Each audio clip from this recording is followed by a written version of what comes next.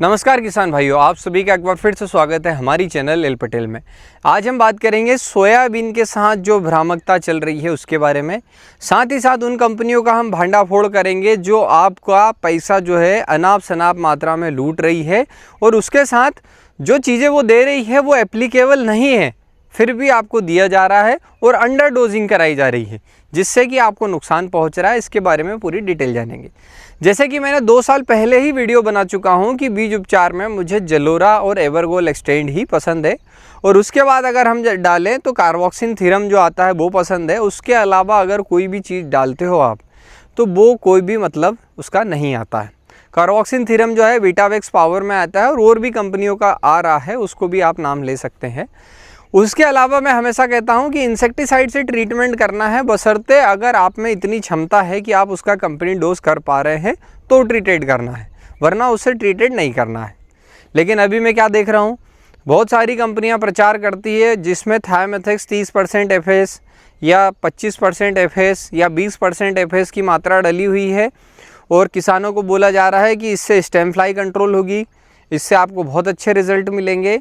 लेकिन मैं ये मानता हूँ कि वो सरासर किसानों के साथ धोखेबाजी हो रही है। कैसे हो रही है कि अगर आप थायमेथेक्स 30% एफएस का डोज देखें तो वो है 10 ml पर किलोग्राम। इसका मतलब ये कि 1 लीटर जो आपकी दवाई है वो 1 क्विंटल के अंदर जाएगी। मतलब 1 क्विंटल अगर आप 3 एकड़ में बोते हैं तो लगभग 1600 रुपये की जो दवाई है वो 3 एकड़ में डालना है। लेकिन मैं ये मानता हूँ कि ये जानकारी किसी भी फार्मर को नहीं दी गई, बस उसे बेच दिया गया थायमेथेक्स कि आप डालो 30% एफएस या 25% एफएस और रिज़ल्ट लो। लेकिन रिज़ल्ट मिलेगा ही नहीं क्योंकि आपने प्रॉपर डोज पे डाला ही नहीं। दूसरी बात, अगर आपने प्रॉपर डोज पे भी डाल दिया है और आपको बचना है स्टेम फ्लाई से, तो थायमेथेक्स का स्टेम फ्लाई पर रिज़ल्ट जो है मात्र 52% है। मतलब अगर आप बीज उपचार 10 ml पर किलोग्राम के हिसाब से करते हैं, उसके बाद में प्रॉपर प्रोसेस होती है, तब भी आपको 50% ही रिज़ल्ट मिलेगा। उसके आगे जो रिज़ल्ट आपको मिलेगा उसकी कंडीशंस दी गई है कि 10 दिन पर आपको दवाई डालनी है, 22 दिन पर डालनी है और 28 दिन पर दवाई डालनी है, जब जाके आपको 92% तक रिडक्शन मिलता है। तो ये कंडीशन आप अप्लाई नहीं कर रहे हैं तो कुल मिला के इंसेक्टिसाइड से जो आप खर्चा कर रहे हैं वो सभी आपका व्यर्थ पैसा जा रहा है सोयाबीन में। अब ये बात जैसे ही मैं बोलूँगा तो काफ़ी लोगों को मिर्ची लगेगी। उसका कारण भी है कि मिर्ची चरकी होती है, इसीलिए जो है उन्हें बुरा लगेगा क्योंकि मैं जो है सलाह किसानों को दे रहा हूँ। इस बीच में नुकसान उसका होता है जो दवाई बेच रहा होता है। आपको जो है एक PDF जैसी दिख रही होगी जिसमें मैं आपको जानकारी डाल रहा हूँ। इसमें क्लियर कट लिखा है कि बीज उपचार करना उतना ज़्यादा ज़रूरी नहीं है स्टेम फ्लाई के लिए, जितना ज़रूरी पौधा उगने के बाद आपको प्रोसीजर करना है वो ज़रूरी है। अब उस चीज़ का मैं आपको समाकलन दे देता हूँ।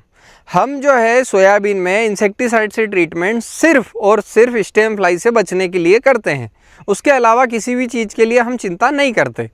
तो आप एक बात ध्यान रख लो कि अगर आपको स्टेम फ्लाई से बचना है तो भले ही आप थायमेथेक्स से ट्रीटेड मत करो, बिल्कुल मत डालिए आप, लेकिन मेरी जो प्रोसेस है उसको अपनाइए। 92% का रिडक्शन है जो कि अफ्रीका के एक रिसर्च पेपर का कहना है।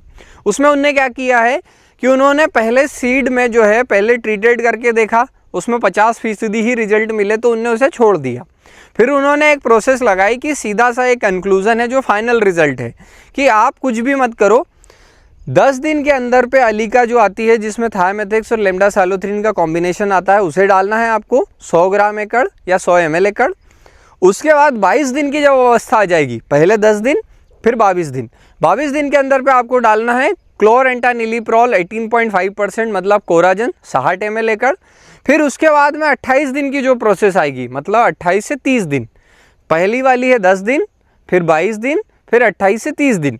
इस अवस्था में जो 28 से 30 दिन है उसके अंदर आपको अलीका और कोराजन दोनों का कॉम्बिनेशन बना करके डालना है। मतलब ये प्रोसेस आपको करनी है।